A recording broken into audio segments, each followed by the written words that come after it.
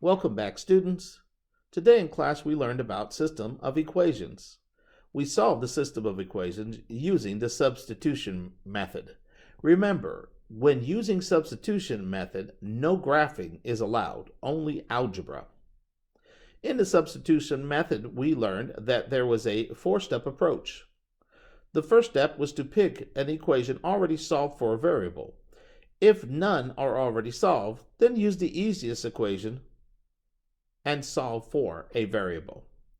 So in this particular case, equation 1, which is 3x minus 4y equals negative 11, and equation 2, which is x plus 6y equals 11, we see that the second equation is a little easier to work with. So we'll use that equation. So let's go ahead and begin. We begin by solving for x on the first equation because it seems to be the easiest thing to do. So what we're going to do is we are going to get rid of our 6y by taking away 6y from both sides. Negative 6y, negative 6y. Now in this example, you can see that on the left side, you're going to end up with x because the two 6y's go to 0. You have an equals between them. When you're rewriting the equation, please remember to always write the variable first. In this case, it will be negative 6y plus 11. Now, we're going to go ahead and use this x, and I'm going to this time color in green, use that x, and we're going to plug it into this x using the method of substitution. All right, fair enough. So here we go. I'm going to rewrite the equation in blue and only changed what I'm replacing in red. So this 3 is staying the same, but this time I'm going to plug in x, which is negative 6y plus 11. And again, like I said, everything else is going to stay the same. Our negative 4y stays the same, equals negative 11 stays the same. All right, we're ready to go ahead and start our distribution.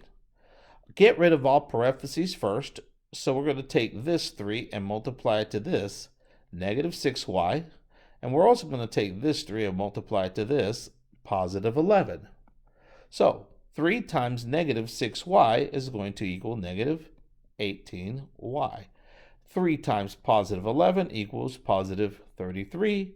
And of course, nothing else changed, so everything will stay the same. All right, now, after parentheses always combine like terms, we see that we have negative 18y and a negative 4y. If we combine those two, we get negative 22y, and everything else stays the same. Now we want to get our y by itself, but to negative 22y's we have a positive 33, so let's get rid of that next. And we combine whatever we can on both sides. Well, nothing changes on the left side, so we get negative 22y. And I said nothing changes, but this does change to 0. Equals, and we combine negative 11 and negative 33 to get negative 44. We notice now that we are going to divide by negative 22 to get the y by itself. And it looks like we end up with our answer. Y equals 2. All right, so we found our answer to the first substitution. Now, you'll notice step 3 says, solve this new equation. If variables disappear, the answer is either inconsistent if not equal to, or consistent dependent if both sides are equal. If you have a variable equals a number, proceed to step 4. Step 4 says, substitute this answer into the easier equation to find the other variable. All right, so let's do that. You notice the easiest equation was equation number 2, x plus 6y equals 11. So let's go ahead and plug that in to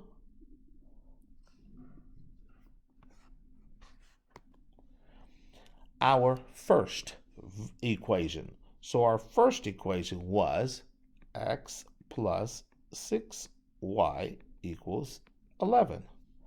All right, here we go. We're going to go ahead and plug everything in and see what happens.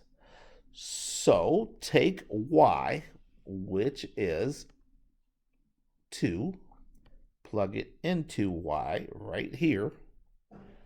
And again, I'm going to keep the original equation black, and I'm only changing the y with the color blue.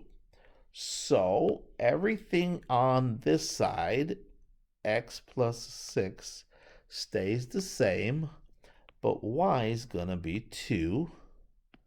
And then everything on this side stays the same. All right, we're ready to go ahead and finish this one. So here we go. X doesn't change, but 6 times 2 is 12. We need to get x by itself, so let's get rid of the 12. And we get x, this goes to 0, equals, and that's negative 1. All right, everything looks pretty good. So it looks like our ordered pair, we have a solution, and our solution is the ordered pair negative 1, comma 2. And in the next video, I'm going to show you how to double check your answer to make sure you have the right answer.